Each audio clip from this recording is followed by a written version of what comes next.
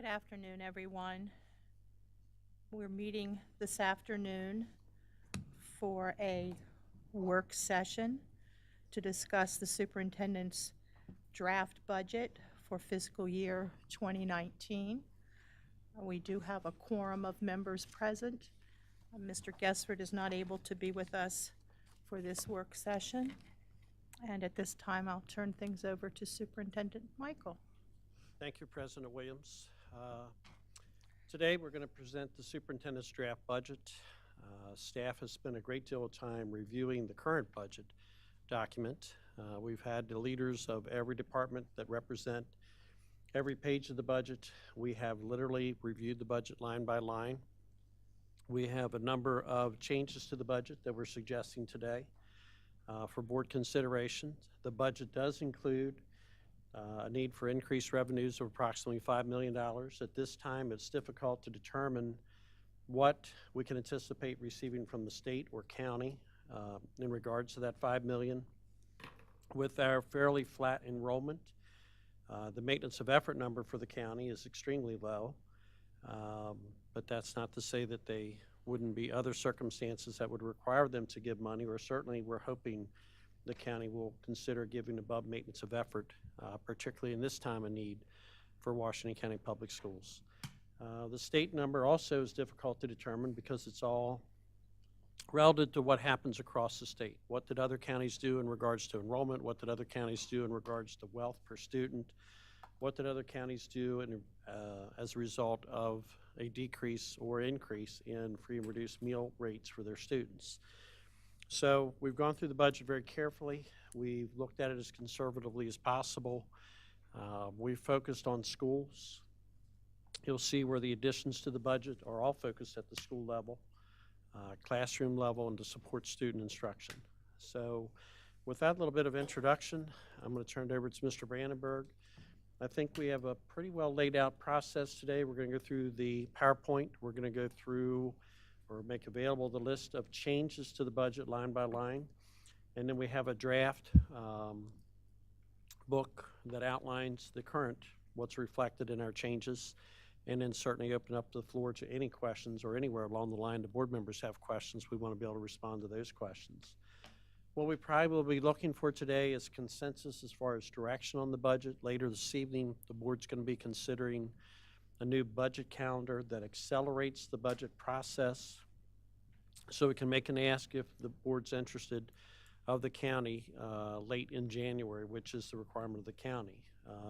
Often by the time we make it to March and have our budget discussion with the county ask, or the need to make a county ask, is already 2 months late. So that's part of the acceleration of the budget process. So with that, I'm going to turn it over to Mr. Brandenburg. And again, at any point, please interrupt us and ask questions. This is a very informal setting, and we'll certainly try to provide an appropriate response. Thank you. Okay, well, good afternoon, and I want to get started on the budget process right away so that we have time for questions. So we'll go to the first thing here, and we want to talk about is the revenue factors. We start off with our revenue. Now, as Dr. Michael mentioned, we don't know much at this point. Here's a few things that we do know. We know that our total enrollment is essentially flat this year. We're up less than 10 kids for purposes of calculating the enrollment figures that are used for the foundation program and for the local maintenance of effort. We know from what the Department of Legislative Services has put out in advance of the legislative session that the state foundation program funding is projected to increase 0.8%, and that the transportation program is projected to increase 1.1%. We know that the English language program is expected to increase for a higher number of students statewide, and we know that our enrollment this year is up 23% to 521 students, or about 100 more than last year. Statewide, the number of free and reduced price meal students is undetermined. We're not sure where that's going to shake out. We know in our own county that as a result of this fall's efforts and sign-ups and applications, we are down somewhat from 48.5% to 46.9% as economic conditions in the county have improved somewhat from last year.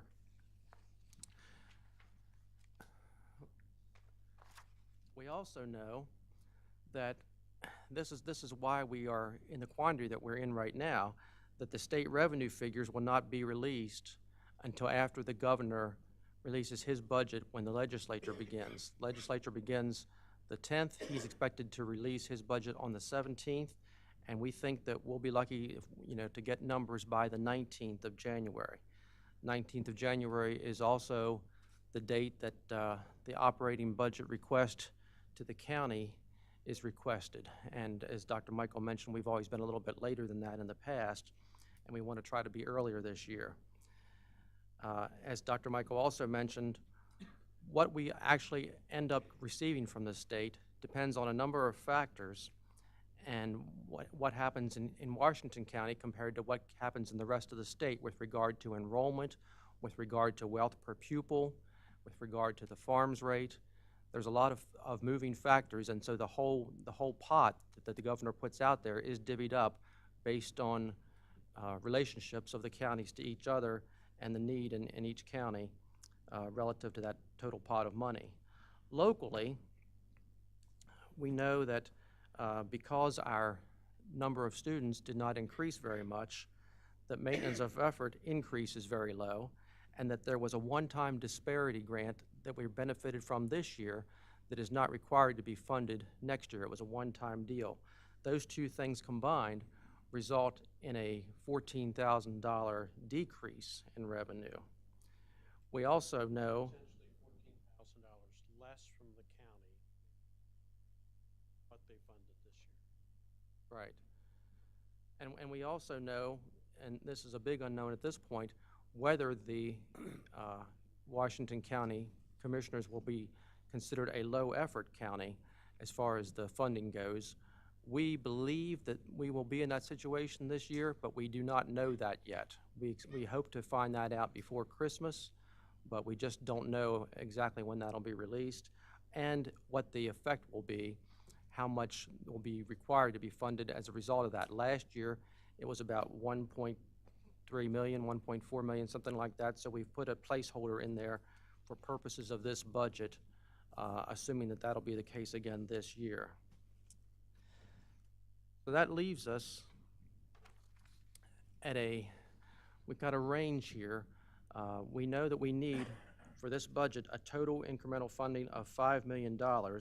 We are assuming that the state funding will come in somewhere. We think we'll get at least $1 million with the percentage increases of the programs and the amount per student and so forth, but it could be $1 to $3 million, and that would make the local funding requirement anywhere from $2 to $4 million. Now, I want to point out that this is a conservative budget. That last year, the increase in our revenue from the prior year was $8.6 million, and 6.4 of that million came from the state. So we are increasing the budget. We've taken, like Dr. Michael said, we've taken a very hard look at the budget. We've cut some things, and we've tried to use our resources very wisely. And so we have a $5 million increase in our budget this year, bottom line. So David, excuse me, I think that's important to note for the board. This budget is requesting, well, it's more money. It's an increase of 3.6 million, 3.3 million. I missed my math there. What number did you say we received last year? 8?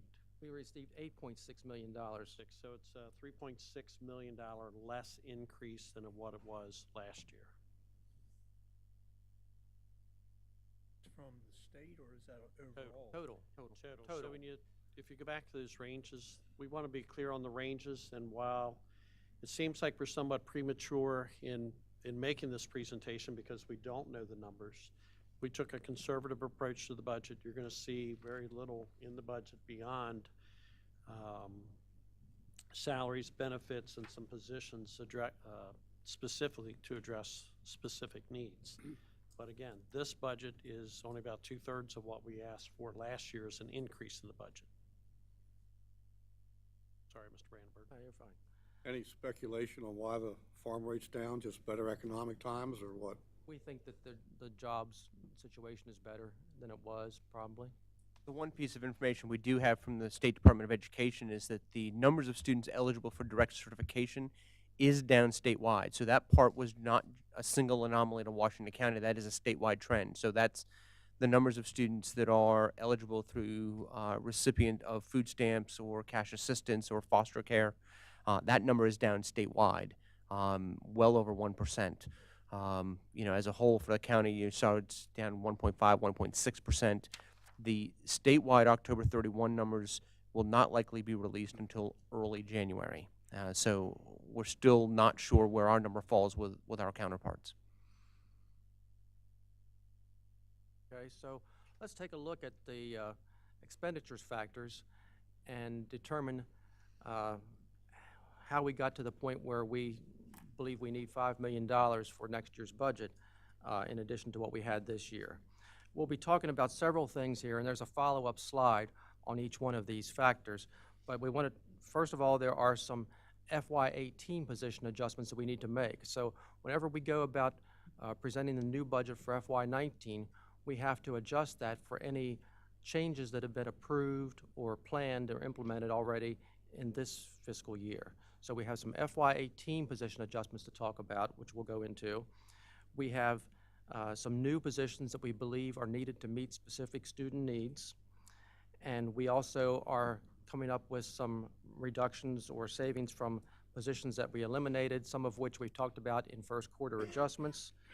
And then there will be some other position savings that we've got from redeployments and changing needs within our system. And then we also want to talk about compensation and benefits for our employees. And as Dr. Michael mentioned, we've gone through the budget line by line, every page, every section, and we've made some numerous adjustments to reflect the appropriate categories and recognize actual spending patterns and trying to true up the budget to what our actual needs are. So let's talk about the FY18 position adjustments. We've got We've done this to recognize some right sizing that reflect positions that we've already implemented, some of you've already approved, or some that are being planned at this time. We want to enhance the kindergarten readiness. Currently, only 1 out of 3 students comes to kindergarten ready to learn, and we want to enhance that with adding 14.5 pre-K teachers and 13.5 paraprofessionals for that. We also have a need for a high school assistant principal, which I believe has been implemented, and we are expanding the summer program and having 2 more special education teachers that we are realizing from savings we believe we'll achieve in the non-public placement area. You'll notice that all of these adjustments that have taken place this year are classroom-based, or at least school-based. Then we have, the next section is some new positions that we plan in this budget for FY19 to meet specific needs, again, in schools. We have more expansion of the pre-K program with 5 more classrooms. We have a need for 4 English language teachers to accommodate the increased enrollment in that program that we talked about earlier, nearly 100 kids. And there are 4 mentor resource teachers. These are not new positions, but they are coming out of a grant and into the general fund for the first time, at least in a while. So they're new in the sense that we need to pull them out of the grant and put them in the general fund. We also have some additional needs based on particular needs of certain segments of our students.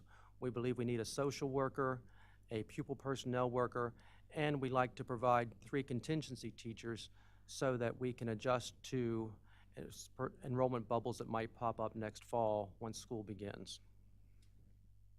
Currently have we ever had a social worker on staff? Oh, yes, we have a number of social workers that work directly in our schools. This one is one that was funded at Antietam Academy, and they've been without it for a year or so. They do have 1 social worker there. As I've reviewed the needs there with Tim Morrow and Dr. Akers, Dr. Bishop, Dr. Pugh, We believe this is a critical need to reinstate this position there at Antietam Academy. Why is this new PPW needed? Increased expectation with the 17 and 18-year-olds now in school. The law changed, so we went from 16-year-old was when it was mandatory to stay in school. It's moved to 17, and it's now 18 years old. So trying to get those children to school, trying to follow up with those needs. Our homeless children, that there's a lot of follow-up and need to take care of those issues. The changes in the suspension policies and discipline policies. Our pupil personnel workers are needed to be part of those teams of people to work with those children. So a variety of reasons of just increased challenges in our community that support the need for the position. Right now, our plan is to pay for it in reduction of other positions, and you'll see those in a few minutes. Dr. Michael, Yes, ma'am. I'm thinking that we have either social workers or counselors at schools. Am I correct? I don't think we have schools that have both. I think we might have a couple schools that have both, maybe at a Title I school. We did have a couple schools that requested when their counseling position came open, they requested a social worker in lieu of a counseling position, and that was something that was allowed to occur. I'd have to defer probably to staff to look that up quick, but there are a couple schools that have both a social worker and a counselor. Okay. Thank you. And where we have summit programs, we also have a social worker that works directly with the summit students in addition to whatever other resources the school might have.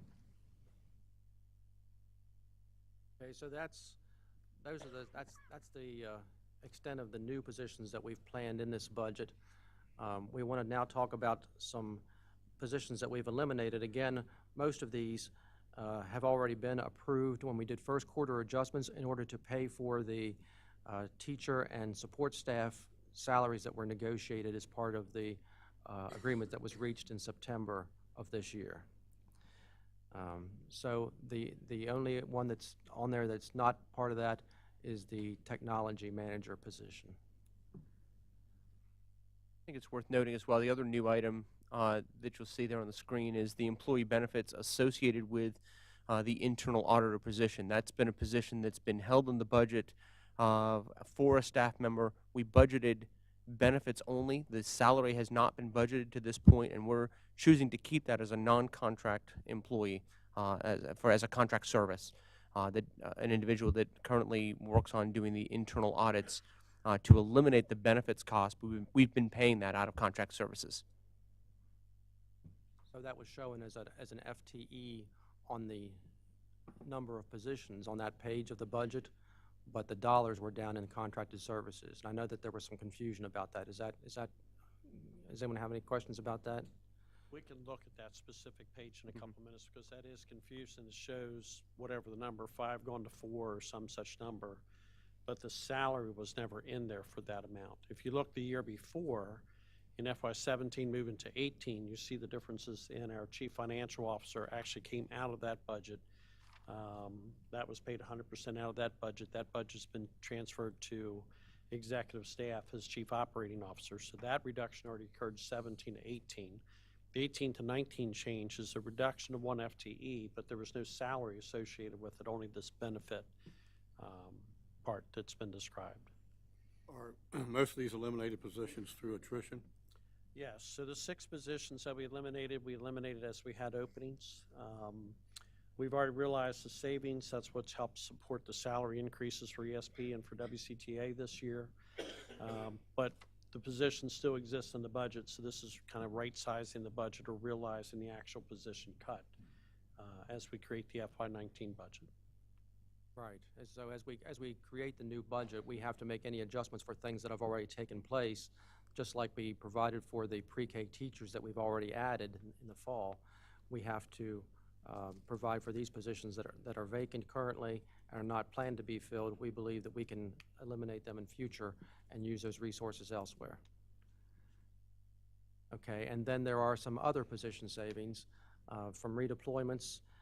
Here we have the virtual high school coordinator.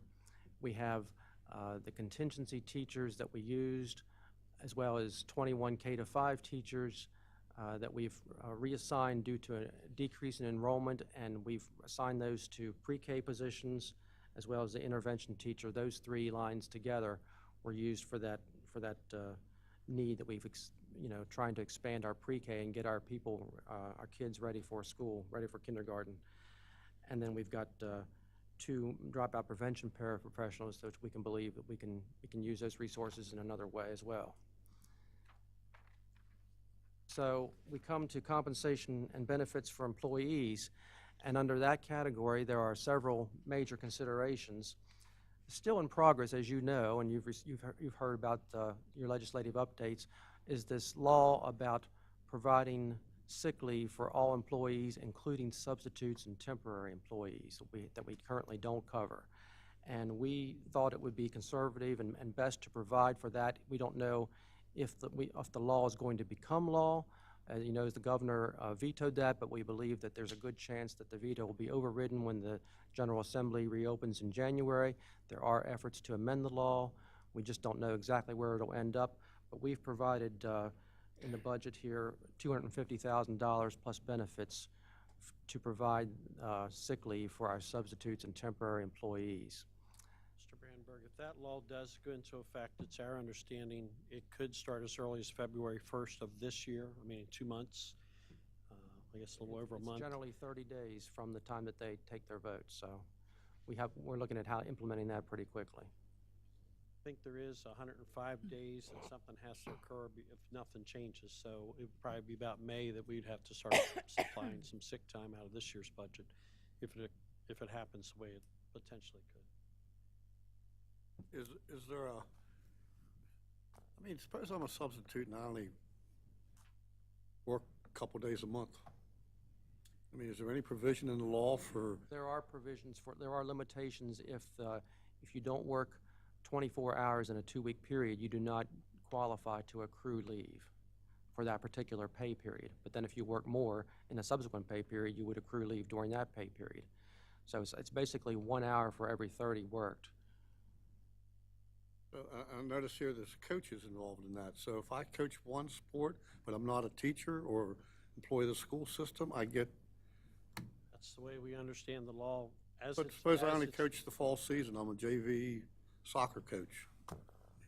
We understand that it applies to all employees, and so since that person is on our payroll, that person would qualify for some kind of sick leave, 1 hour for every 30 hours worked. We're a little confused with coaches how we count hours. Some school systems pay their coaches actually by the hour. Particularly teachers, they actually pay them teacher hourly pay for some of the teachers. So we'll have a lot of thinking to do about how this gets implemented, and I'm sure we won't be the only county asking questions. No, most people pay a flat stipend, and so most counties, so it's going to be difficult to implement that for coaches. We're going to have to require some timekeeping or something in order to react to that, unless that is changed in the law before it's enacted.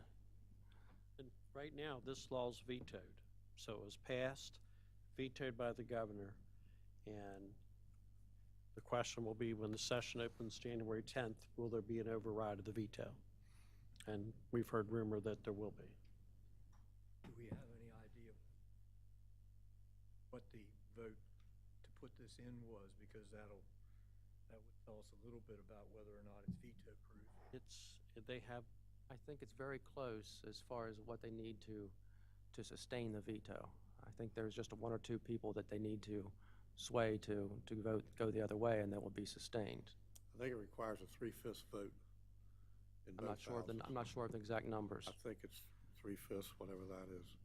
At our BZAM meeting way back in the summer, they were predicting that the provision would come out and schools wouldn't be subject to this. More recently, it's a lot less clear whether that's going to happen, but we were told the votes exist to override the veto. Now, again, will that happen? We don't know, but we think we need a budget for, at least right now. We'll know more information pretty quick, we believe, during the legislative session. Let's hope it doesn't pass. It'd be an easy cut to cut that $200 and some thousand out of there.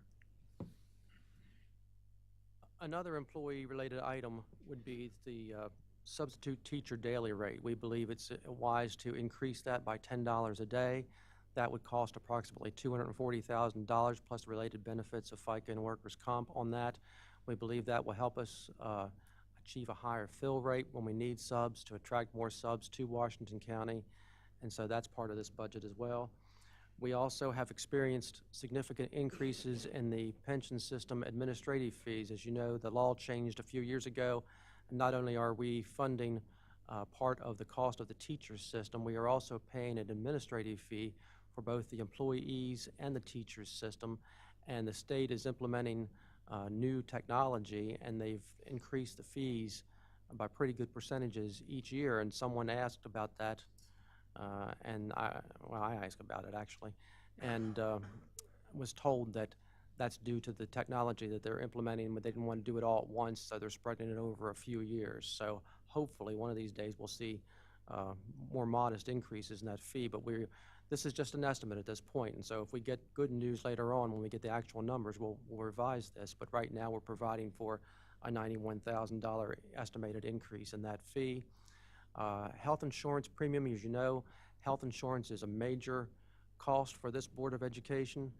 A 5% increase in the premium would be equivalent to $1.8 million.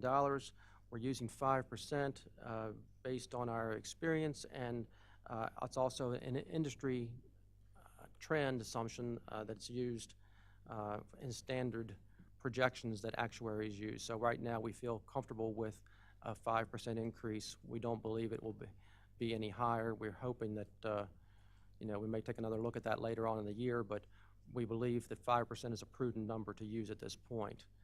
And then we have a salary resource pool. This represents what you have offered to employees at this point, and it's $3.8 million, including related benefits for all employees. And then we have the adjustments to specific budget lines, which we'll get into in more detail. Multiple line-by-line analysis produced some reductions and right-sizing. There's some that go increases, there's some decreases in certain lines, but overall netted $2.2 million in reductions and cuts. And I'll be happy to take any more questions about the PowerPoint, or we can go right into the budget summary. The budget summary lays out these categories. We can go through this category by category, the way the PowerPoint was organized. And I'll turn that over to Mr. Prue at this time. Thank you, David. So you're gonna do summary page. Yep. So as you roll to the next tab of your books, you've got the summary page. I think Mr. Brandenburg laid out pretty succinctly for you through the PowerPoint a number of these changes.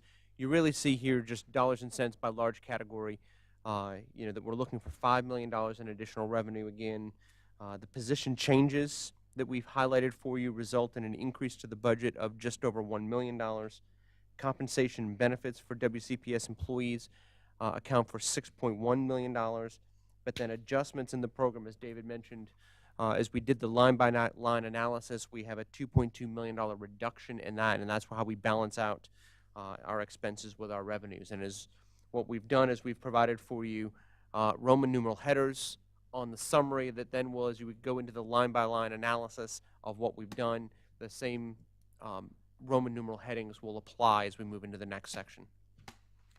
I think as we reflect on this budget and past budgets, I think this will be the fourth year in a row that compensation and benefits in total have exceeded all new money, I believe for the fourth year in a row. So I think it's not a good thing or bad thing, it's just something to be aware of. It's taken additional adjustments in the budget to, assuming we can secure the $5 million to pay for compensation and benefits. I think that's correct. That's true. And I think, to hit on that and to come back to the PowerPoint, we identified for you $1.8 million increase in the medical insurance premiums. We also had $3.8 million in the salary pool for $5.6 million, and we're asking for $5 million in additional revenue. So, we had to cut with no other changes. Just with the $5 million additional funding, we had to find $0.6 million to just meet our obligations to health insurance and what we're putting forth in salary increases to staff. So just to give you an assessment of that. Beyond the overall summary page, you now have 3 pages that are line by line for you where we have reductions. Let me give you a sense of what we did with this document, because we know we touched every line in the budget. And so we want to make this as, hopefully, as easy for you to comprehend and to walk through. Again, on the far left column, you have a Roman numeral heading. So that matches back to the summary page. So heading number 1 is anticipated incremental general fund revenues. That's our revenue line. And as you come across that top line, you'll notice the cumulative amount in bold at the top at $5 million and change. So that then again lines up to the summary page we just brought forward to you. So you go about a quarter down the page, Roman numeral heading number 2 is position changes. These are, this section underneath it are our position changes, and you'll notice the net of $1 million, which again matches the page just prior. And then as we move towards the bottom of the page, you have section 3, which is compensation and benefits, and section 4 is the budget adjustment by program. So we're working sort of, what we've done is highlighted for you a section trying to group cuts together or additions together, and then out to the right of each item you have the amount of that change. I can help you, Mr. Ridenauer, if you... Well, no, I'm missing a page. Couple.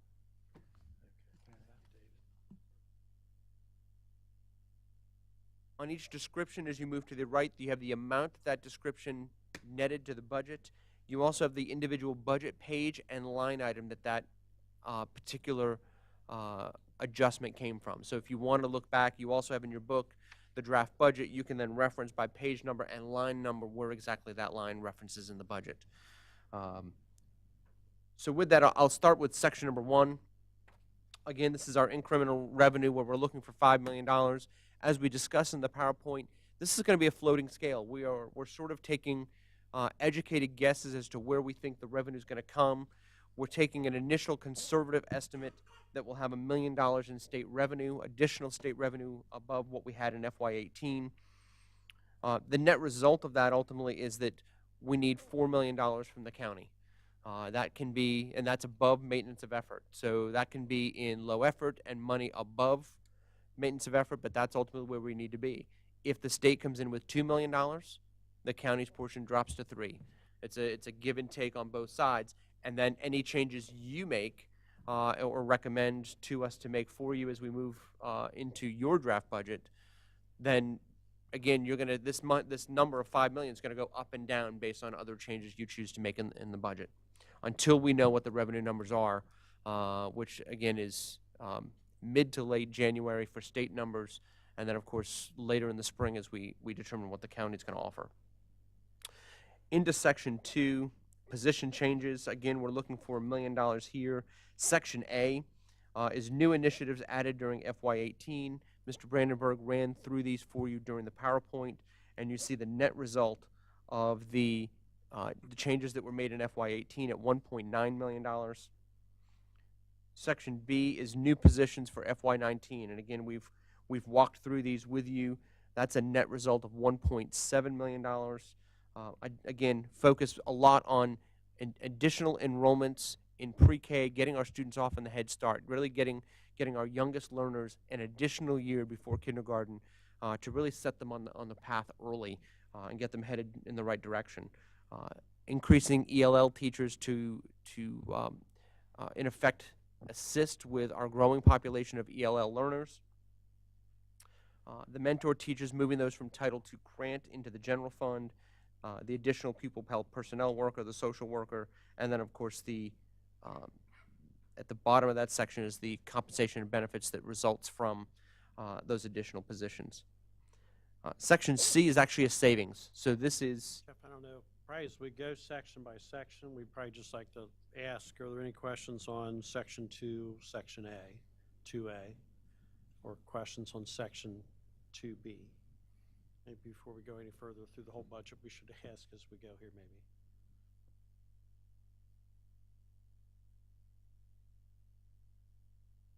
Okay, we can always come back to, go ahead, Okay. Mr. Pruitt. Section 2C is your savings from positions eliminated or redeployments during FY 2018. So again, we've redeployed 11 K-5 teachers for $550,000. That's items C1. So you can see where, again, we've taken positions we had, redeployed them for greatest benefit to the system.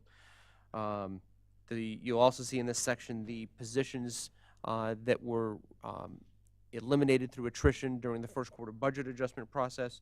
And then again, down in lines 10 and 11, we have the savings to Social Security and workers' compensation as well as medical insurance adjustments for the positions that were eliminated.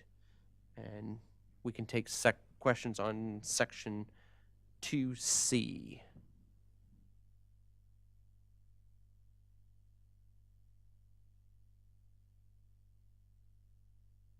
All of these for not here right now or haven't been here. That's correct. Those positions became vacant over the course of the late summer, early fall, and that's how those positions were chosen as elimination to fund the increases that were given during FY18. Or they were reassigned to. Or reassigned, but I From think- K to 5, right, from. Correct. K to 5 to Correct. pre-K, right.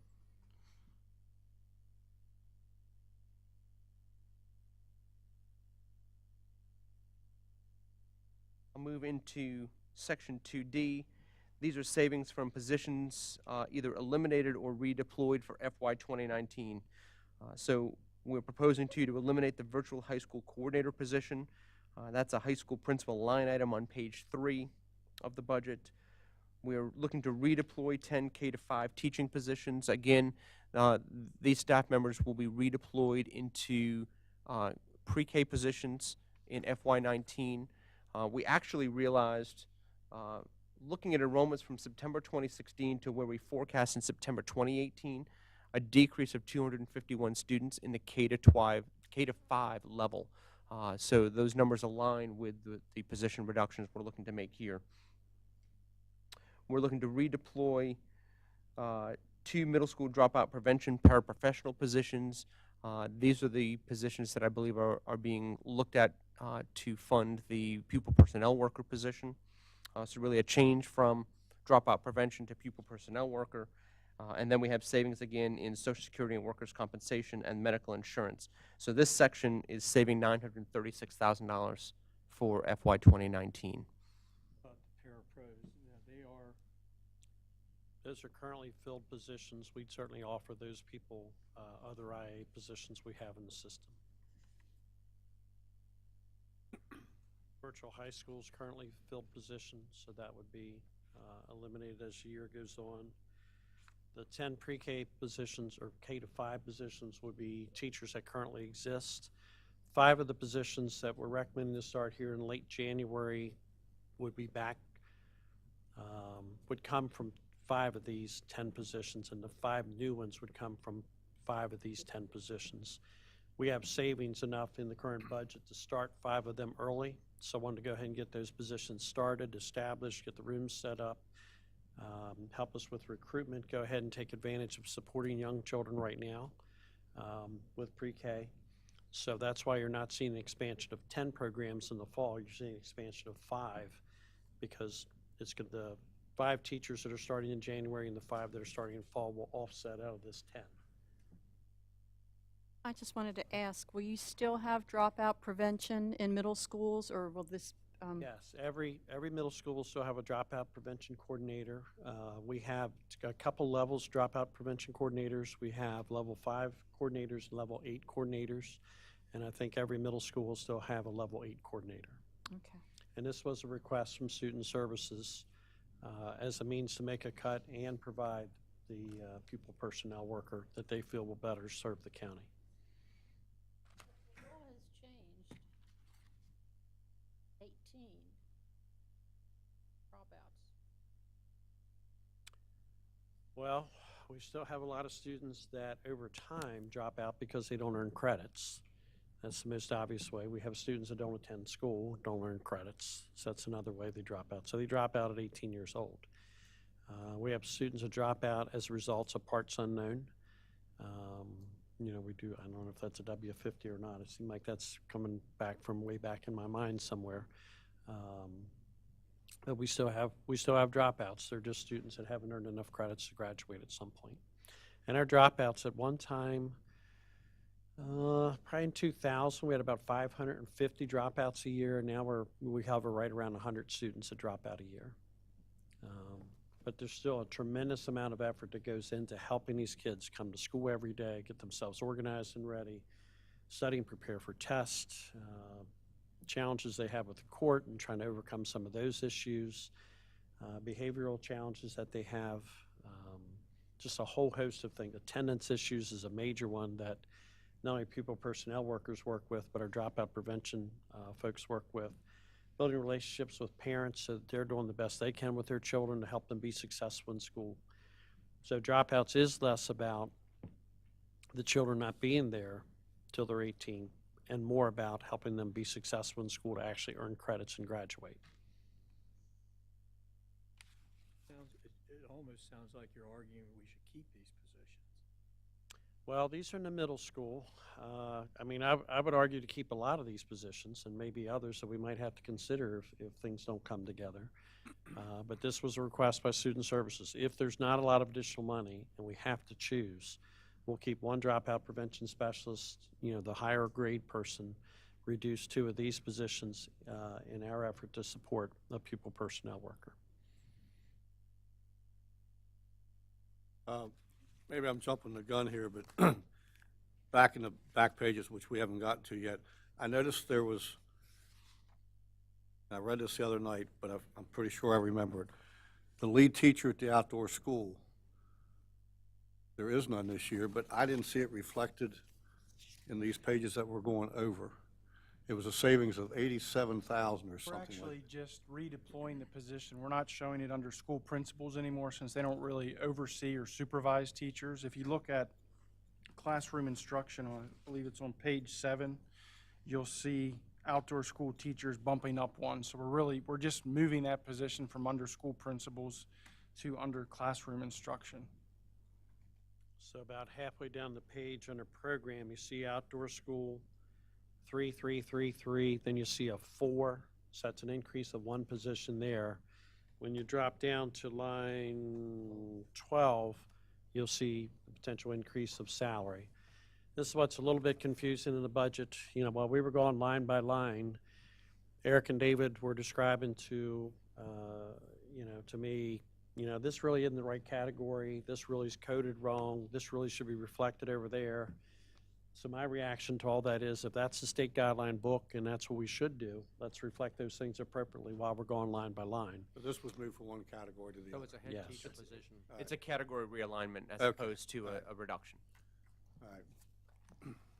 But ask those questions because we want to make sure that you understand accurately what's truly a cut, what's truly a reduction, what's truly an addition, what might just be a transfer of funding from one pot to another pot just to get it in the right category. We tried to be, I'm sure we'll continue to revise this over the next couple of years, but we tried to really take a really good swing at it this time to get it correct and have the budget align with the state procedure manual or whatever that's called. And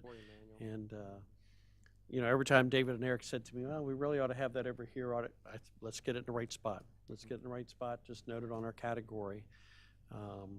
Still, the net up reductions in all these little tiny cuts is 2.2 million. So we did make a lot of cuts.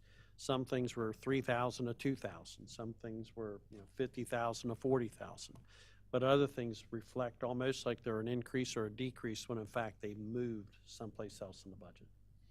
So we just want to be, I hate to use the word transparent because it always sounds overused, but I just want you to understand the budget as much as possible of what truly is an increase or decrease anywhere. So don't hesitate to ask those questions that don't make sense. I'm really not that familiar with the virtual high school. I remember some stories about it in the past, but by eliminating it, is there any crucial skills that students were learning what's going to be the biggest loss of eliminating it? The program was initially started, as I understand it, to create almost an avatar, so kind of a characterization of how to learn algebra and English were the two, how to learn algebra and for English 10, I think was the place that we were starting. Started by a gentleman, kind of was into gamification in some of that.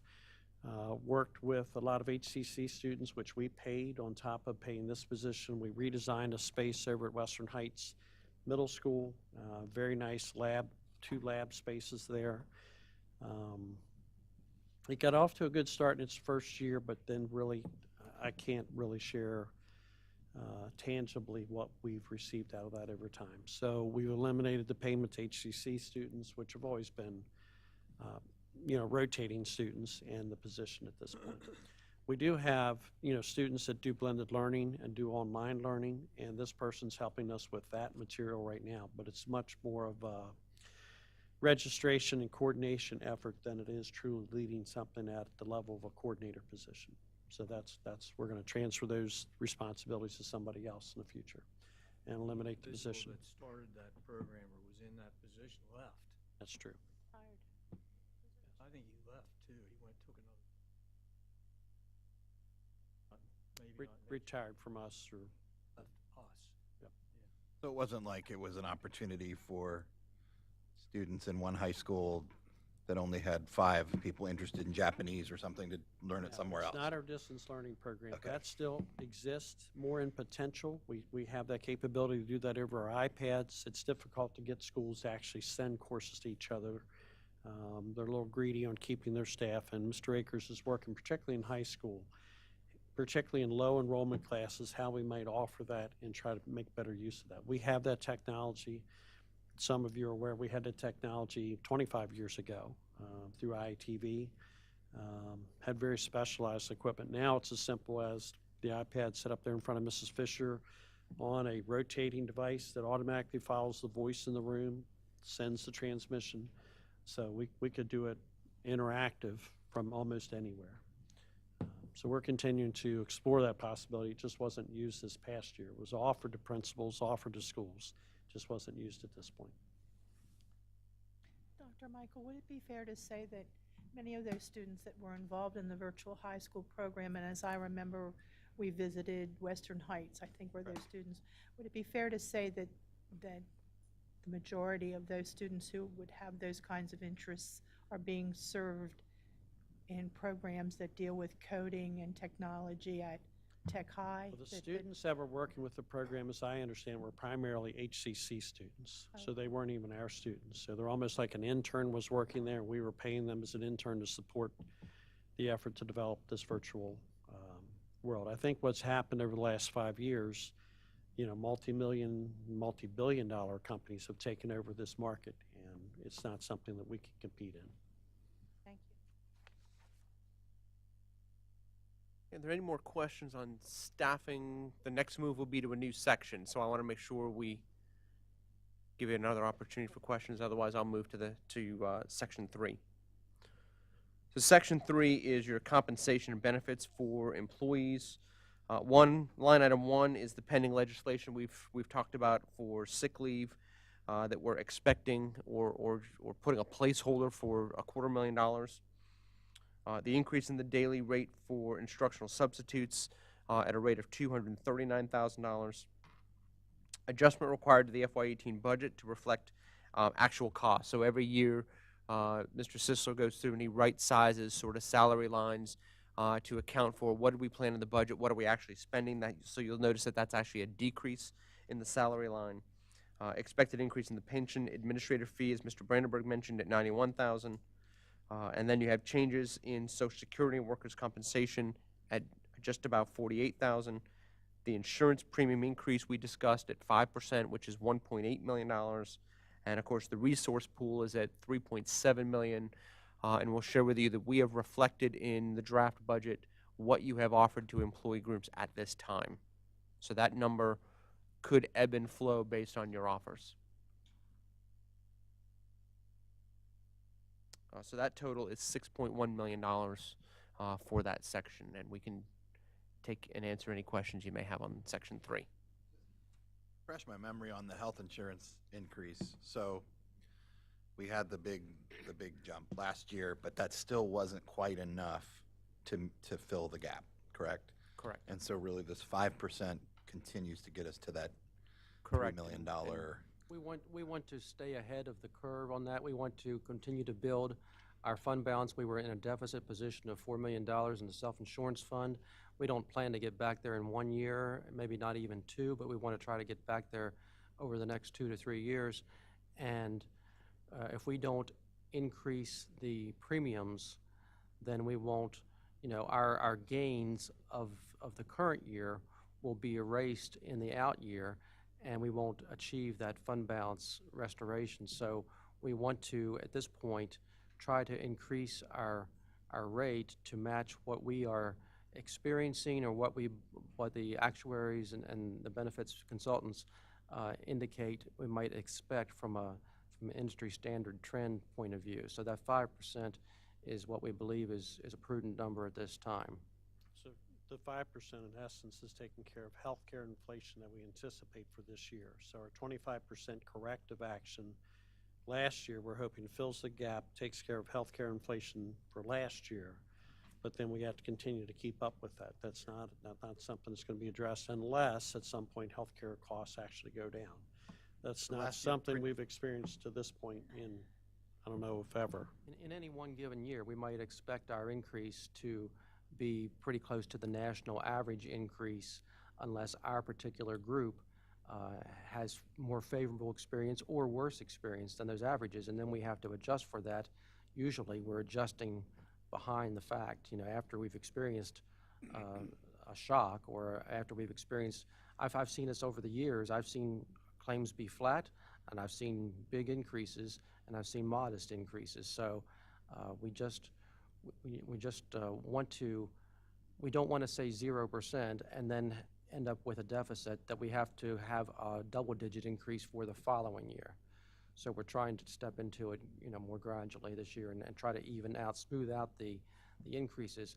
I know that the 25% was a big shock this year, but when you look up over the last 6 years, it's only averaged about 5.5 to 6. So over time, it's not that bad. We had some 1% increases like 2 or 3 years in We a had- row. we had 1%. Other people were experiencing 15 and 20% increases. Right.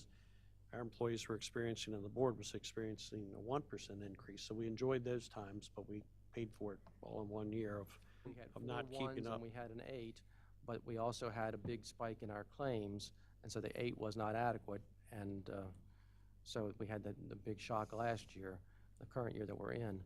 Did the corrective action and the inflation that the 25% increase handled, did that get us to the $3 million that we need? We're working on that. Okay. We have not achieved that yet, and I don't think we won't achieve that this fiscal year. But we hope to achieve that over 2 to 3 years. Continues to get us closer to that. And we should be able to give you an update. I believe we're scheduled for another healthcare update at the January 16th board business session. That's correct. We'll look at that. And we should be able to give you a 6-month analysis. We should have December's numbers in that we can give you an update on January 16th of where we are at the mid-year point. As of the end of November, it's promising, very similar to the first quarter. So we're hoping that continues. But as David described, there doesn't seem to be a rhyme or reason to 1 year claims are up and 1 year claims are down. It's just kind of luck of the draw or something. We just don't quite know what. Has anyone given consideration to what's going on with the federal government? Because I keep hearing that because of changes that are being made to Obamacare, or the subsidies to it or whatever, probably going to result in a 10% increase much over the country in insurance next year. I believe that would be on the plans that are covered by the exchanges.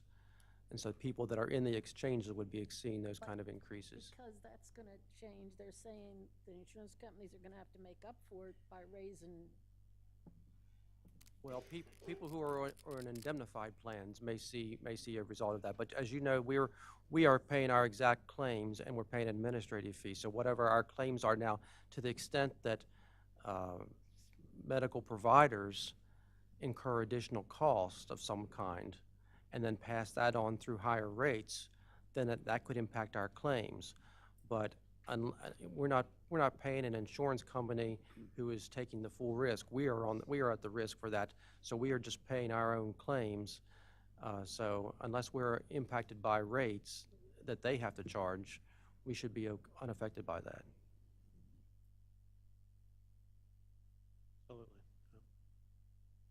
Okay, more questions, section 3?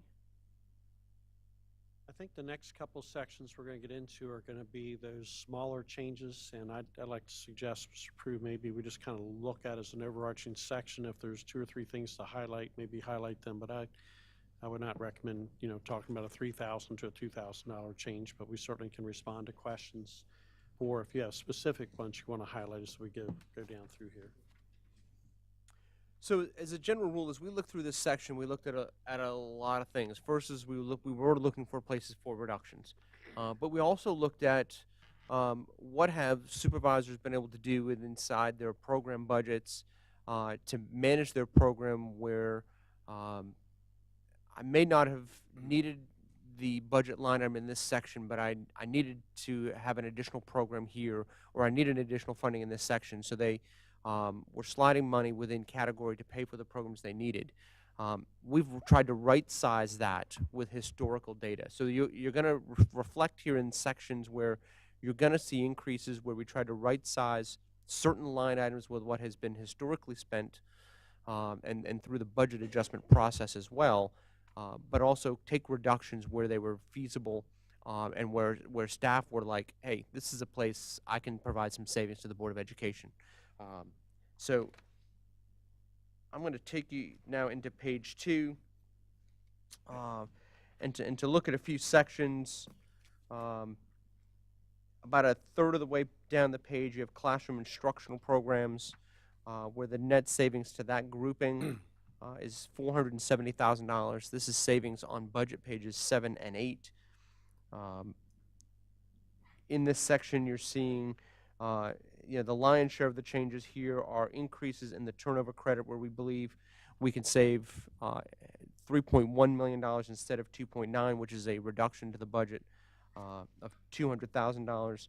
We also have a non-renewal of instructional contracted services of $245,000. So that's a section of the budget where we've found substantial savings for you. What would those programs be, the contracted, non-renewal of instructional contracted services? Had any number of contracted services that weren't necessarily specifically budgeted. So Stride Academy's one that we've eliminated. It was about $300,000, but you don't see the savings of $300,000 because this account generally overran in the past. So we've cut $300,000 in essence from the overrun number, the actual number of the past. I'm probably not making much sense out of that, but that Social Sentinel, I don't know if that was actually, and that was probably in safety and security. Hanover Research, I'm not sure if that's in that category or over in administration. A number of those types of contractual services that we were I believe the Stride was the primary. Stride's the one in this primary one line. here, yes. Thank you.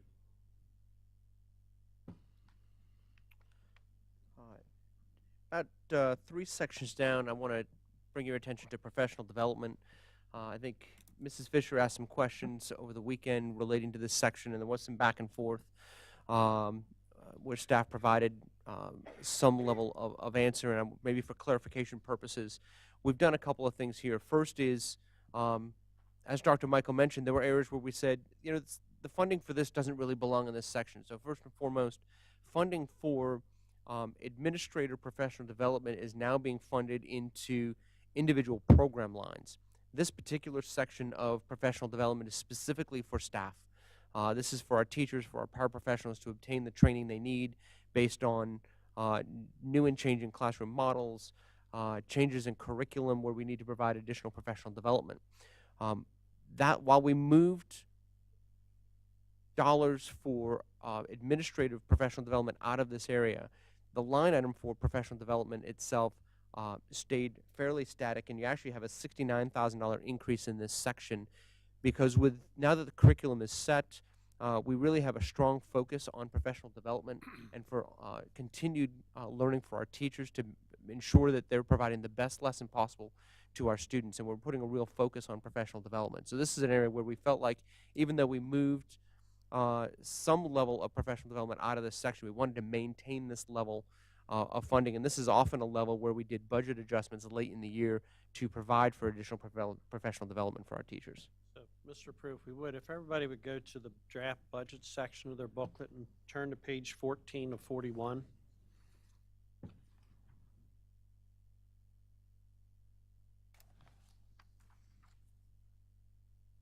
If you look over there on the right-hand side, you see item number, if you go all the way down to item number 12, so you can see 95,000 was budgeted in FY18. We're going to go well beyond the 95,000. There'll be budget adjustments here in the future that'll balance out those numbers. You'll see that in quarterly budget adjustments.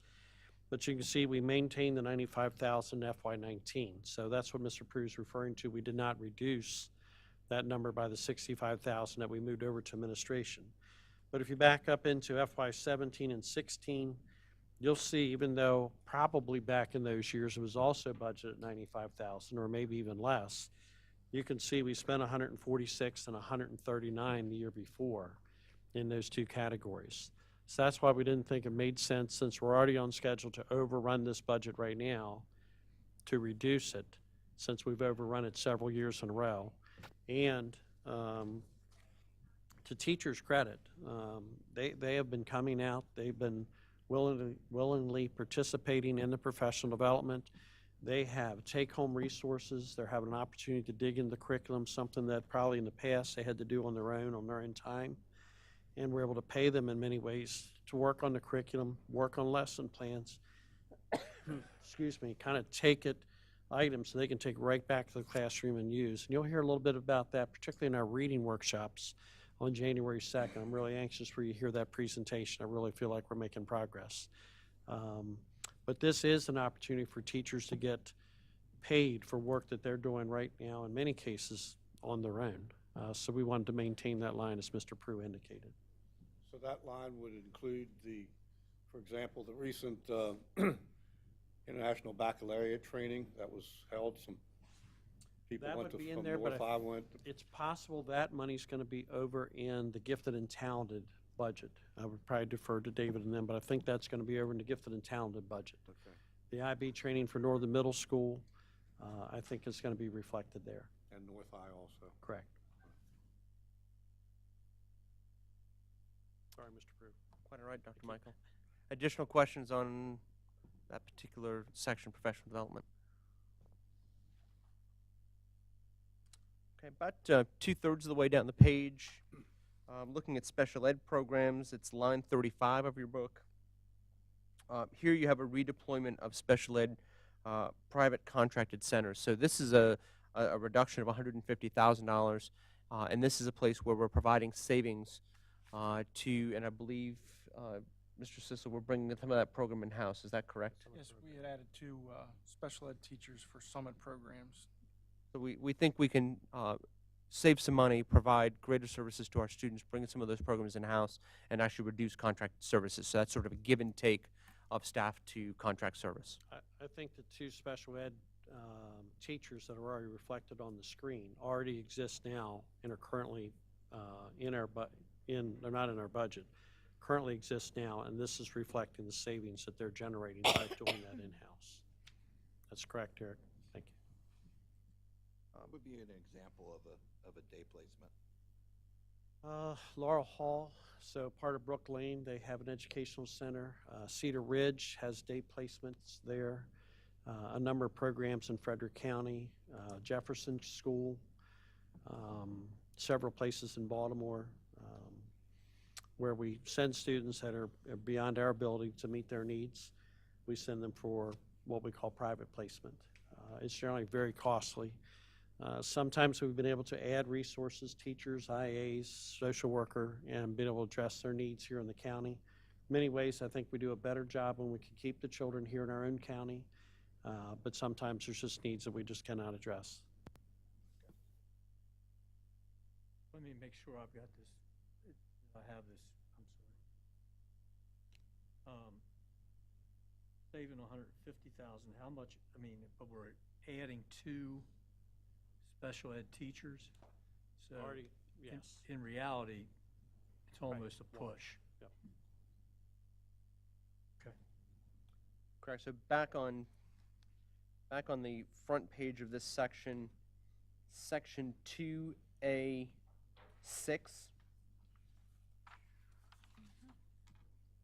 correct, Mr. Sisler? That's That's the right. right line? That's right. So 2A6 is 2 special ed teacher positions added during the current year. It's noted that it's coming from non-public savings, so it's $100,000 in salary line plus additional Social Security, FICA, workers' compensation, employee benefits that adds to it. So Yeah, it's to pretty Mr. much a Rideour's break question, it's even. about a wash. Pretty much a close. wash. Mhm. Are those students who would have been in private placement that we're bringing back, are they probably going to be located at Marshall Street? No, not very likely to be at Marshall Street. Marshall Street's more for developmental challenges and medically fragile students. This is much more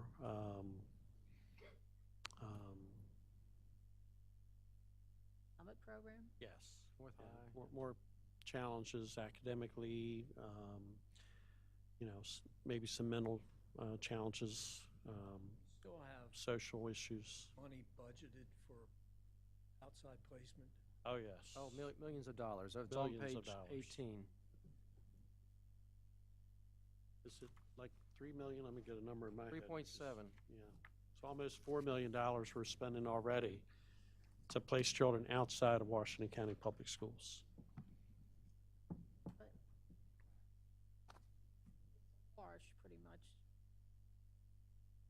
Generally, what happens is for individuals, when we create those programs, it's a wash for what we were paying for the students to be out of district, but then we pick up some other students that could use the additional services of the teachers.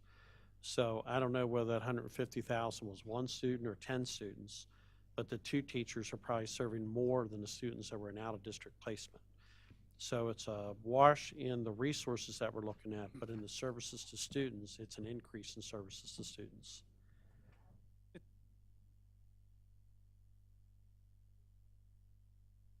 Problems that might be caused. Well, that's part of the balance that we have to continuously watch. I'm concerned when we send students out of district and they don't get, when they're getting an equal education, then we're just paying a premium for it, that's one thing. When they're getting a lesser education, I'm challenged by it. I'm also challenged if they're robbing other students of an opportunity to learn. So it's just a careful balance, and our special ed department knows that they need to continuously watch that.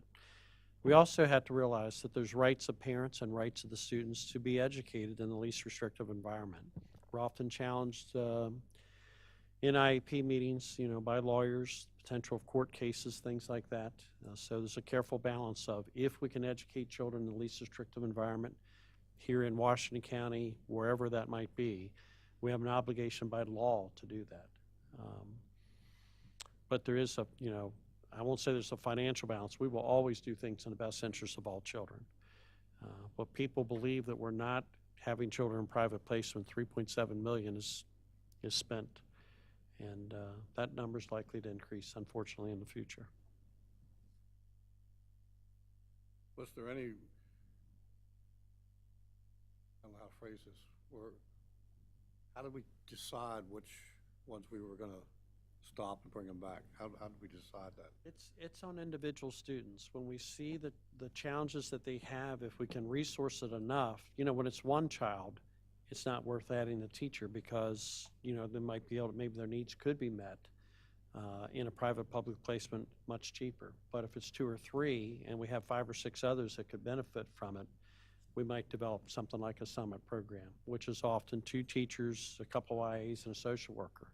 So it's a significant investment, but it serves many children, not just 1 or 2. That would be the same cost, 2 or 3, that might be the same cost in private placement. I know at Williamsport High School there are 2 summit teachers, I believe.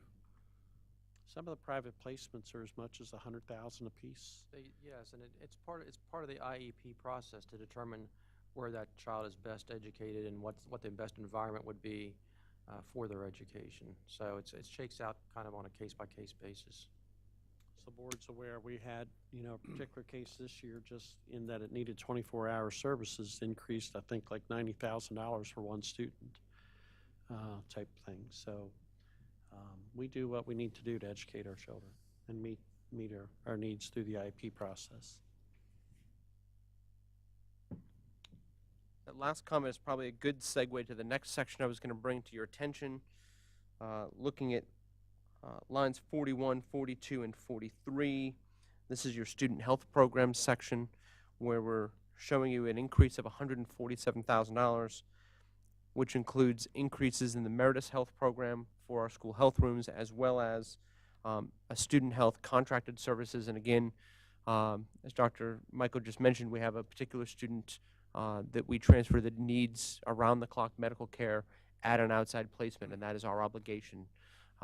And you approved a contract under consent agenda for that earlier in this fiscal year. We expect that to continue at FY19, so that's why you're seeing the increase in that line.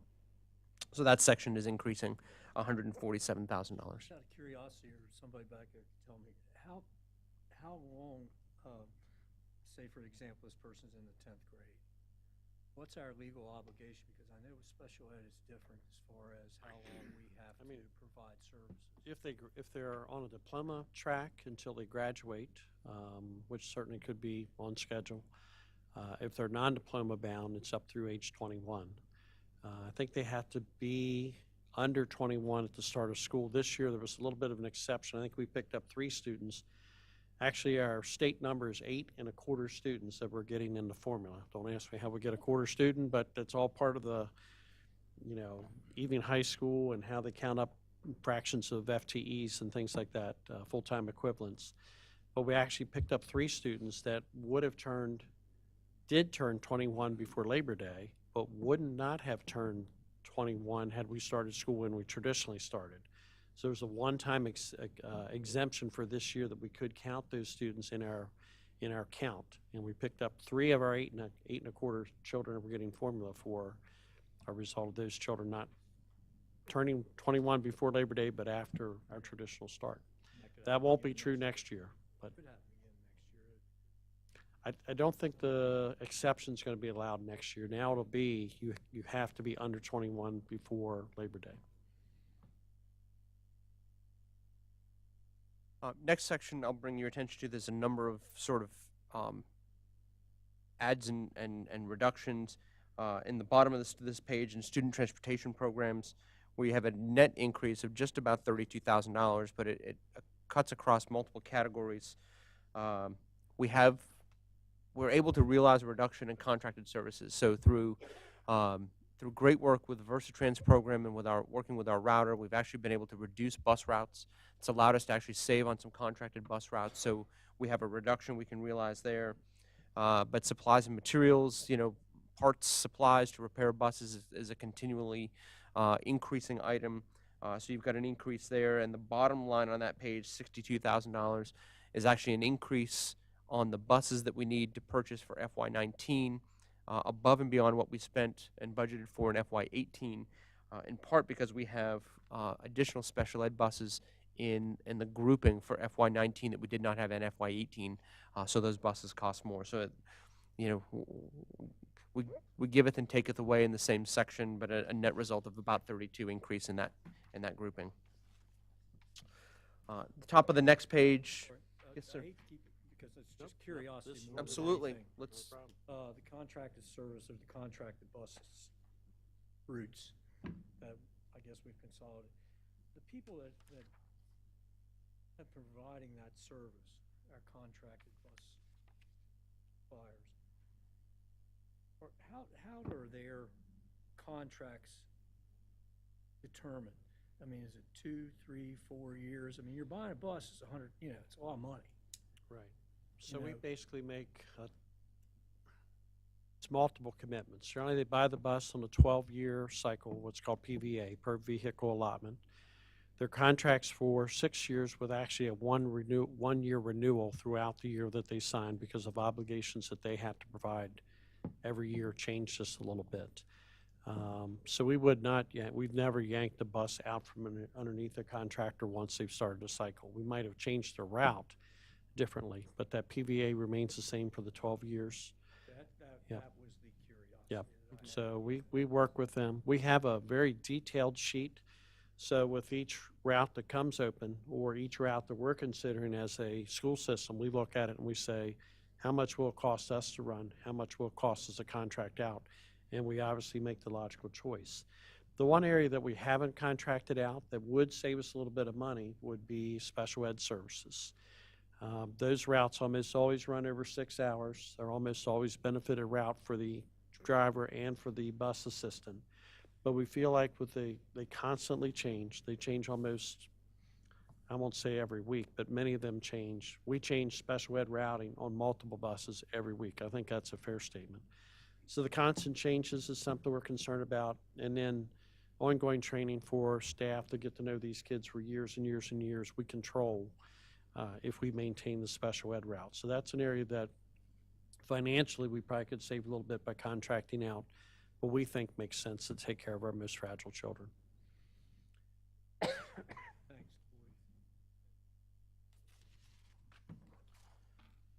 The next grouping of sections is somewhat, I think, a section that the board often has questions on as we get into facilities operations, facilities maintenance.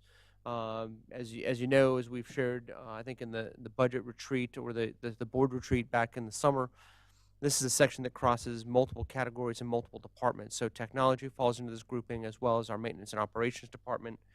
Safety and security sometimes crosses into these departments.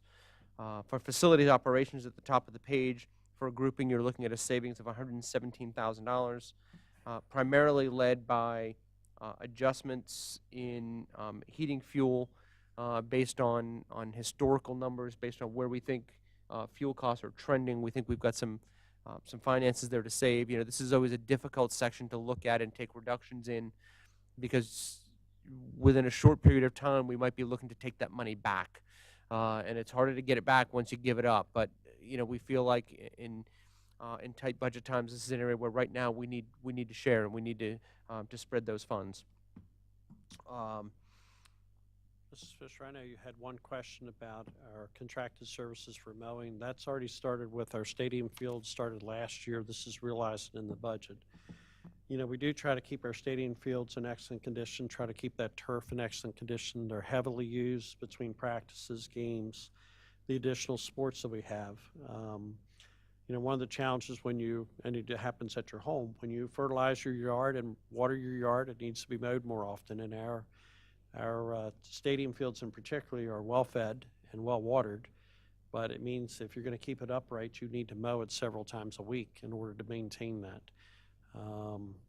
So we've really improved our turf program probably over the last 10 or 15 years.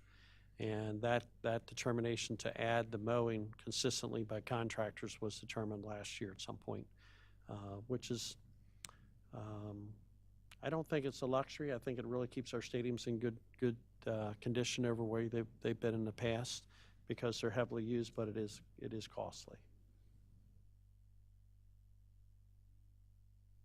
Approaching the end of the cycle for the Calais Stadium as far as the turf is concerned. The turf, we had some testing done on the turf earlier this year. Everything still met the safety standards, but we're probably within a couple of years of needing to consider replacing the turf at North High.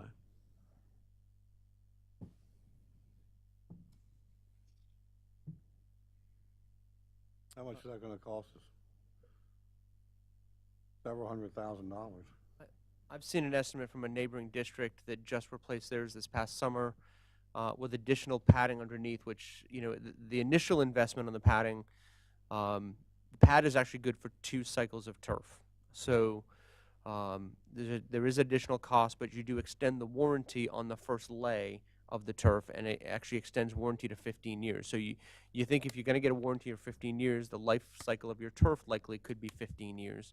And then you would replace the turf, keeping that underlaying pad that you installed on the first lay, and get 2 wears out of that. So you're probably looking at, you know, $500,000 or more, depending on the overall square footage.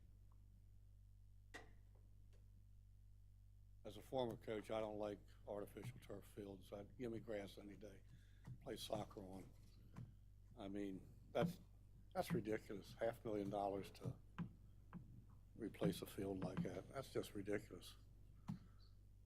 Well, one of the things that, and this was something that I said to the committee when they decided on the turf, what should have been happening, and unfortunately they went through not just to pay the cost of the stadium, but also the additional cost of the turf, you know, they went through a recession. So a lot of the donations disappeared. But one of the things that I tried to emphasize was that you should be, you know, should be putting money away for the replacement cycle. And I'm certain that they don't. I mean, they just barely got it paid a couple years ago. It was coming. It was just a matter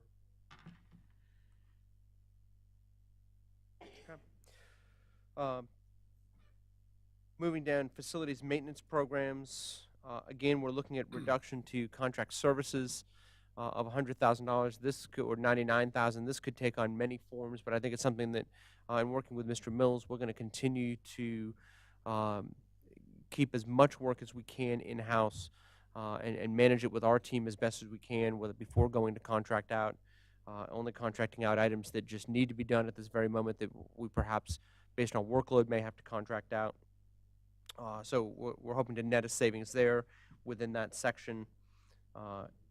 And I'll also identify into the next grouping, facilities capital outlay, line 63. There was a question on that contract service, and that's a relocation. Normally, that's payment for Public Pathways Incorporated, which is our demographer that helps us with our enrollment projections annually, that normally had been paid out of contract services within the maintenance fund.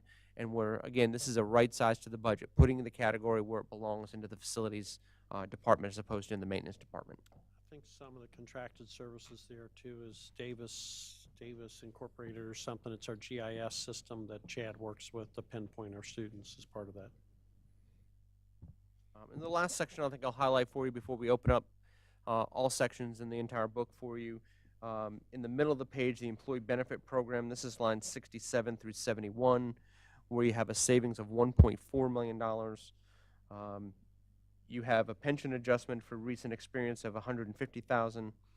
You have the savings to Social Security adjustment for recent experience for $650,000. We've talked about this particular grouping. This is the fixed charges that is always difficult to estimate, but I think we've got a handle on what we've done over the last couple of years and are able to take that reduction this year, and is also part of the funding that we use to pay for staff increases in FY18. So you're seeing that again realized as we move to the FY19 budget. And line 70 is another large item. This is a medical insurance adjustment. So again, as you know, we pay 85% of the premium into the insurance fund. That 85% is based on the premium that the staff member actually selects. And I think David or Eric could expand upon this further, but probably for the first time in maybe a decade, we are seeing more of our employees move to single and spousal coverage away from family coverage, which is a reduction in expense for not only the employee but also for the Board of Education. And that's what you're realizing in this line item. Some of those other lines, other than the $600,000, I think were part of what we brought to the board's attention in the fall to help pay for ESP and WCTA raises. I think we shared with you we had an overestimate of Social Security and an overestimate of pension cost. And again, they had to carry through the budget so they don't get realized while we don't use them and they're available to spend on salary. They don't get realized and right-sized until you redo your budget. So that's a large portion of what's illustrated here except for the healthcare cost. With that, I think we're potentially ready to open up the full book for you. We've highlighted, I think, some of the large sections.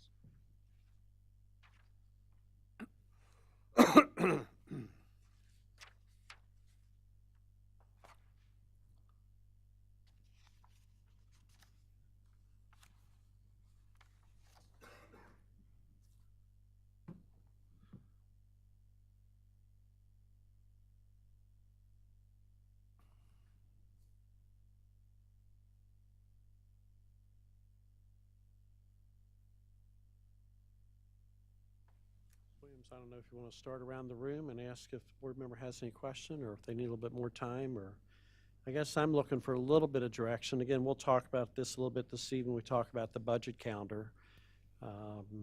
You know, I feel a little early on to hand it off to the board, but at some point in order to keep pace, and really we need a decision from the board once it becomes your budget, what potentially be willing to ask the county commissioners.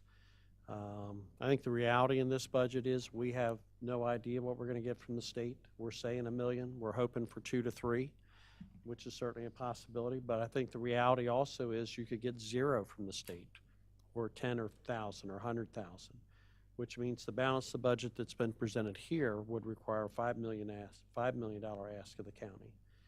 That could go all the way to, what if we got $5 million from the state? There'd be no ask of the county. So it's just the reality what we have here. We need $5 million of additional revenue. I do think we heard something about December 22nd that we know about the low effort information. So we're anticipating to know that before the January 2nd date, but that will just be one more piece of the puzzle. But I think the way to look at this and to realize this without that state number is, it could be anywhere between 0 and $5 million from the county or 0 and $5 million from the state. We can't imagine how it's going to be more than a couple million from the state in the best case scenario, but we've been wrong before. We've been surprised before. I'm hoping this isn't an opportunity we're going to be surprised on the negative side. We are making the estimate on the low effort based on last year. Yes. The percentage of the growth, because last year the wealth per student grew at 1.4%, so we took 1.4% of the county revenue to determine that figure of $1.3 million.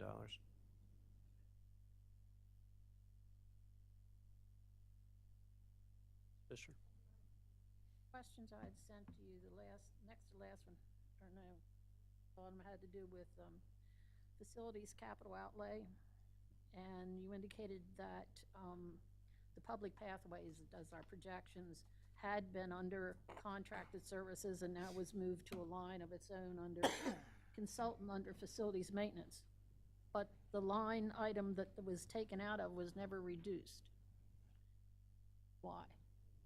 Well, I think when you look in the maintenance contract, it went down $99,000 in all contracted services. So I think we were looking at it in all of that. Maybe I'll punt here to Eric and Dave to help me out. I think how you explained, I think, is how we were looking at it. Mark had given us some ideas of how to realign to what we thought on the contracted maintenance lines, and we were just adjusting, moving that over to capital outlay where that service is dealing with that department. So I think the question is why we didn't show a reduction somewhere. But I think I was trying to protect Mark's budget as much as possible, not knowing where we're going with the capital improvement program, that we didn't want to reduce things any more than we had to. Seemed like we moved some A&E fees too, maybe, or something, but I might be remembering that wrong. We added to the architect fees. In this section, Mark has, I'm looking at here, 25 lines in contracted services and in facilities maintenance, and we may not necessarily realize a complete budget expenditure in a particular section during any given year based on the most emergent work that needs to be done. So I think, Mrs. Fisher, to your question, we absolutely could have reduced line 5 from $70,000 to $64,000, but we really looked at this section as a whole, where historically we've spent upwards of $7 million in this grouping, often because we've looked to Mr. Mills's budget to fund some of our capital improvement program, but the budget itself resides at just under $4.5 million. So historically, this section has been a little bit more fluid, whereas if he hasn't necessarily needed plumbing money, but he's needed electrical work, we've shared funds back and forth in that section. As opposed to having it as one lump contract services for facilities, Mark actually has 25 different line items because he might use 25 different contracted services. But the grouping has been reduced by nearly 100,000. So when you look on page 29 of 41, you'll see there in the middle of the page, we reduced that by 99,000. The 6,000's among that 99,000, not specific to any one line.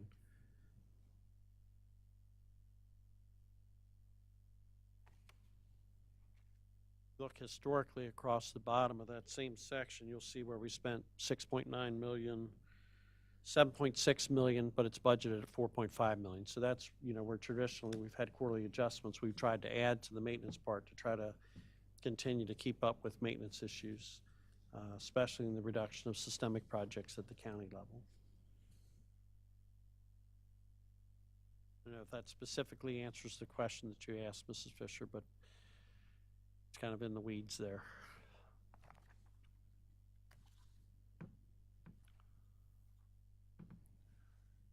$2.2 million's a lot to cut out of a budget that you're used to spending. Where are we really going to feel the pain?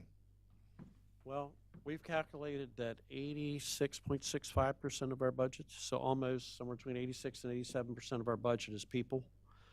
So you're left with the balance of that 13.5% of your budget funds transportation and funds maintenance, keeps the lights on, keeps the buildings warm or cool, things like that.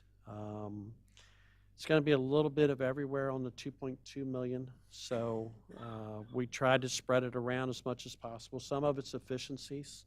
Our print shop has picked up the efficiency of our printing and allowed us to reduce a lot of office supplies around the various departments. We've cut back, just kind of nickel and dimed it to slowly get our way there. Some of it's, excuse me, some of it's is pension and healthcare costs. So those, we're not going to feel the pain from that. Those are just good savings. Employees, though, if they choose to go from single coverage back to family coverage, we're going to see the opposite next year. We're going to see a need to add to our healthcare costs. It won't affect the 5% increase to employees, but it will affect our side of the balance sheet to go back the opposite way. You've seen the reductions in staff that we've made, so some of that is not desirable, but it's things we're going to do.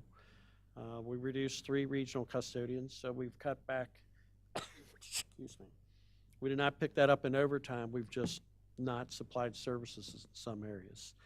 We're seeing that in the garage where some of our equipment no longer will be repaired at the rate, particularly our body work, or people kind of going back and forth with our lube tech that we cut. So different people are taking care of oil changes, including our body man who's also a trained mechanic.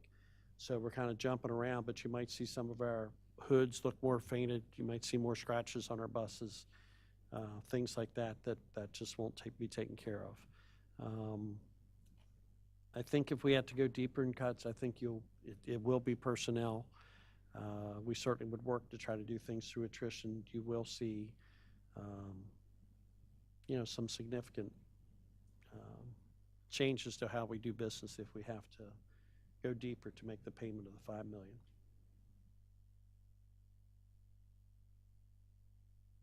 How do we, well, first of all, on the surface, I can support this budget because, from what I know of it so far, because there have been, I think you guys have taken a serious look at this, which is something I said, speaking politically during the campaign. I think you need to look at the budget, make sure every dollar you get is going to the right places. But how do we counter the arguments? And with all due respect to the county commissioners, I've heard for years, we give you enough to run the budget. You've been able to give your employees raises and so forth.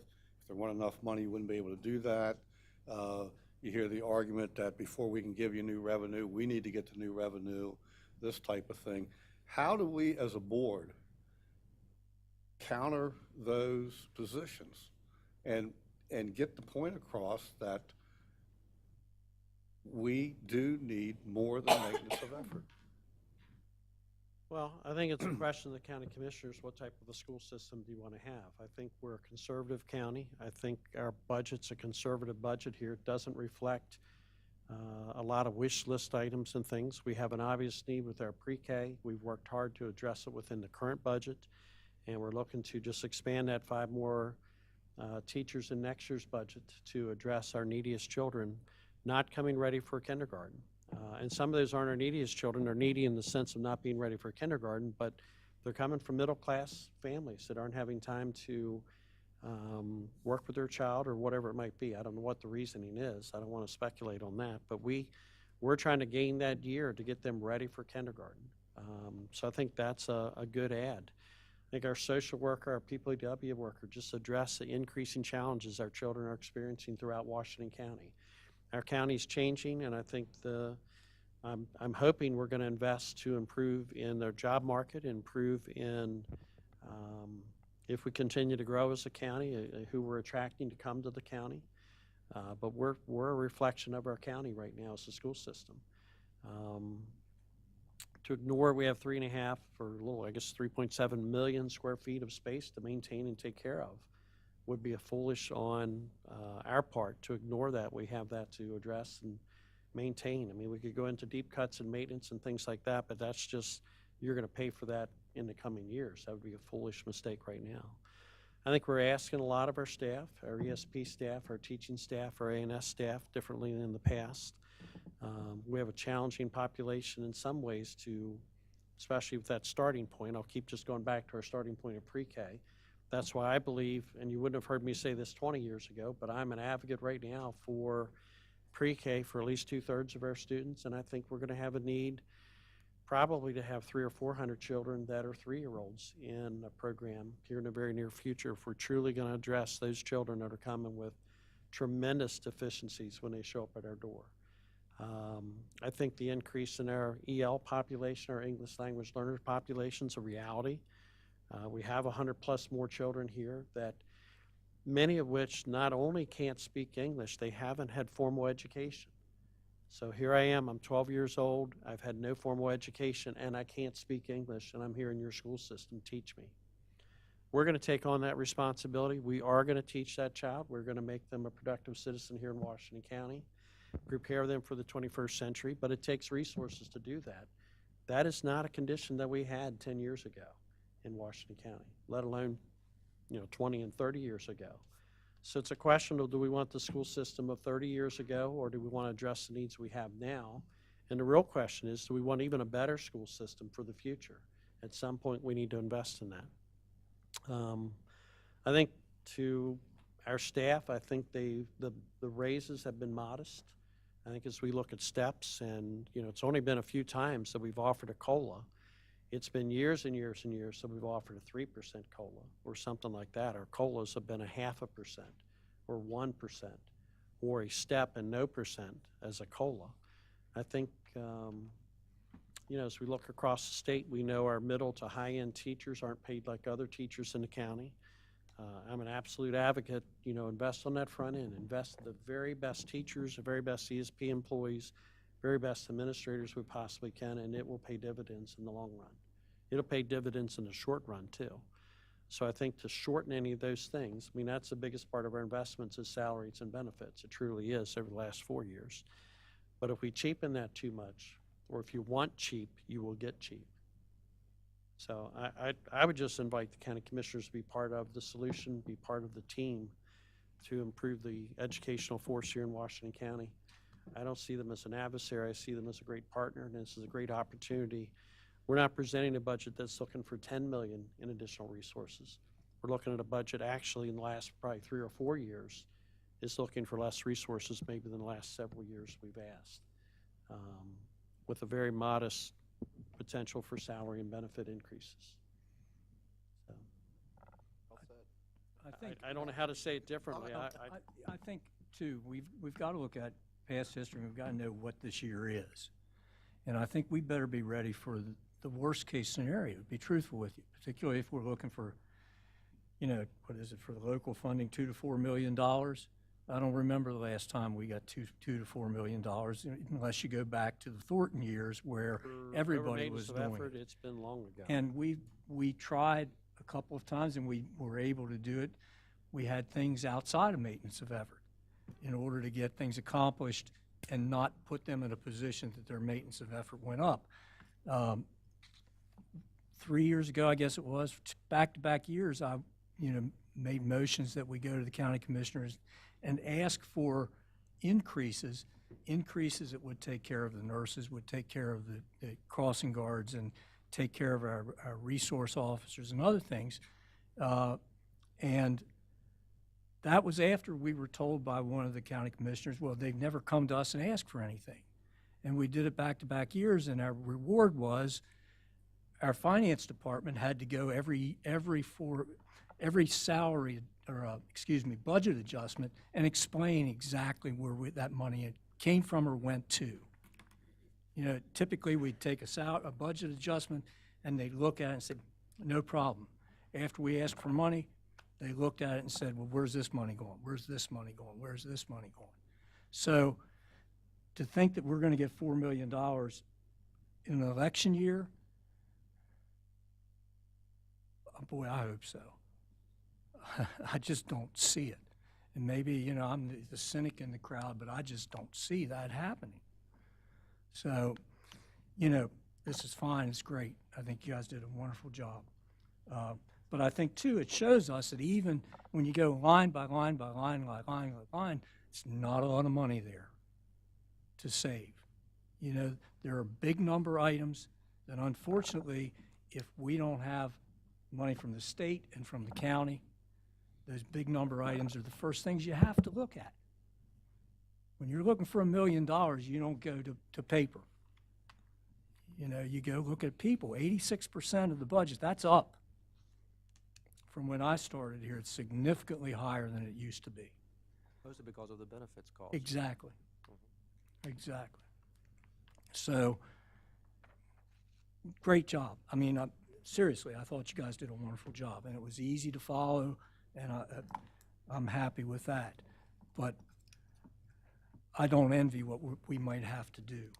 We have some opportunities, I believe, with the county this year. It is an election year, and we do have, if we want to talk about one-time costs, we have the buses in there.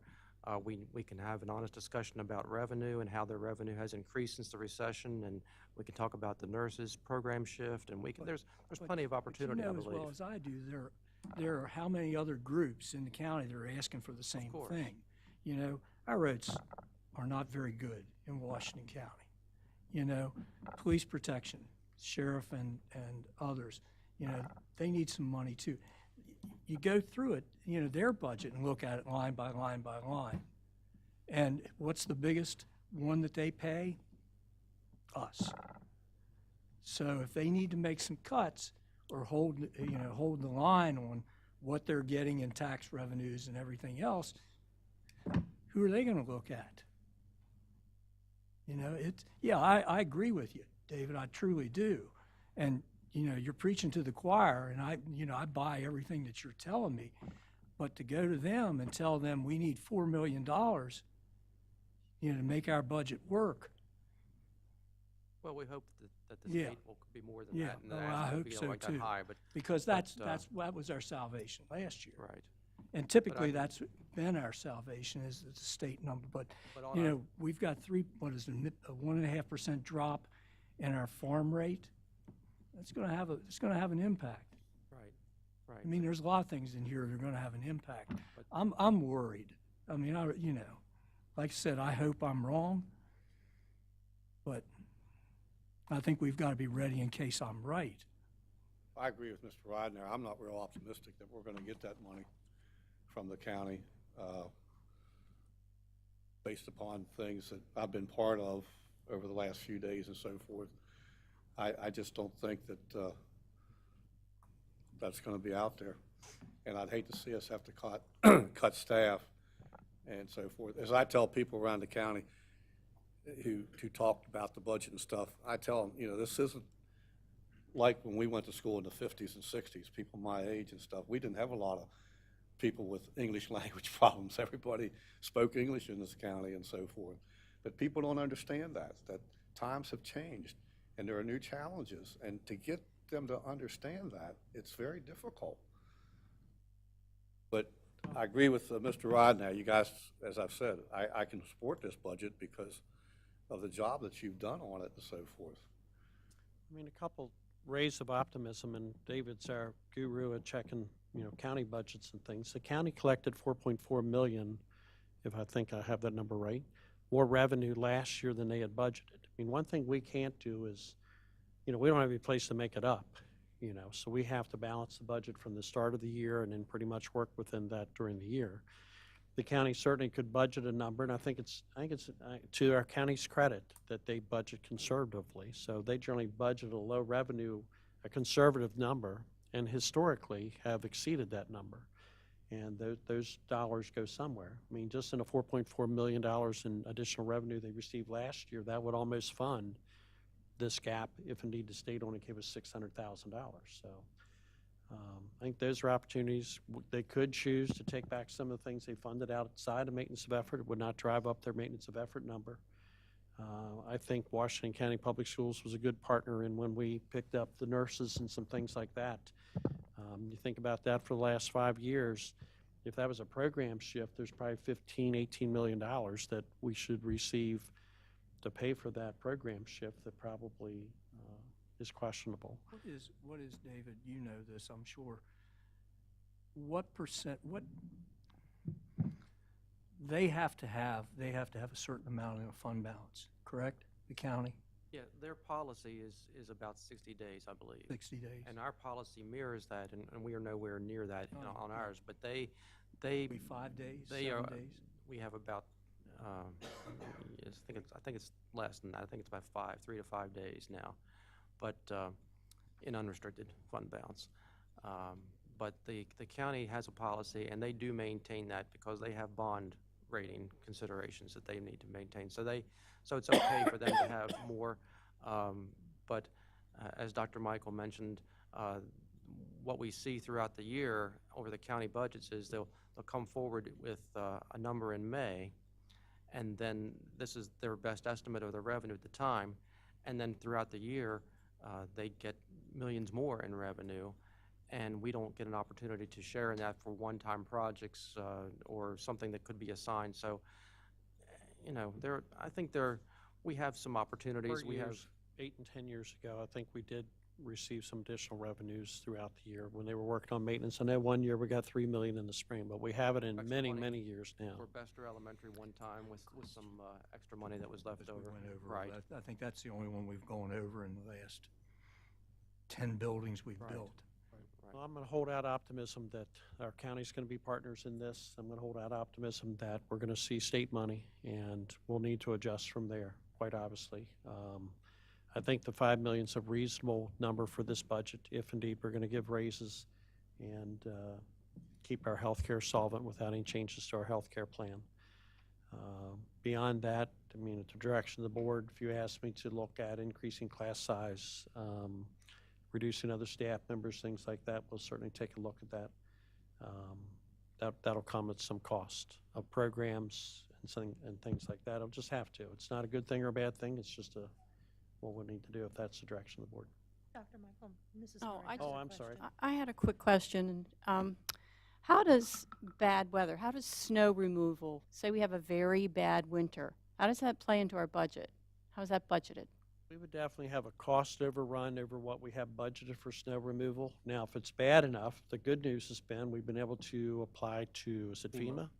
And FEMA's reimbursed us for about 3/4 of that expense, so we don't take quite a big a hit. If we're like the only county hit with it and it's not statewide and it's not more of a disaster type thing, we would absorb that. Probably our greatest risk, even when we had a couple big snows, I would say we probably still would manage that with $150,000. So it's not like it'd be $1 million for snow removal. You know, a winter of 0-degree days for, you know, a month at a time, something like that would be substantial on heating. But again, I don't think it'd be millions. It would be hundreds of thousands. Okay. So They can also take a wear and tear on building systems as well. So, you know, your boilers are running at a higher rate for longer periods of time when you have extended periods of cold. So it's going to be harder on the building itself and potential system failures due to that strain on the system on top of just things like snow removal. You had something? My colleague, Mrs. Fisher, had asked a bunch of, about 7 or 8 questions, and just a minor point, but I had highlighted it too. Recovery of cost was $165,000, and then I was intrigued by the response to my colleague's question that she said, under other revenue, can you explain recovery of cost?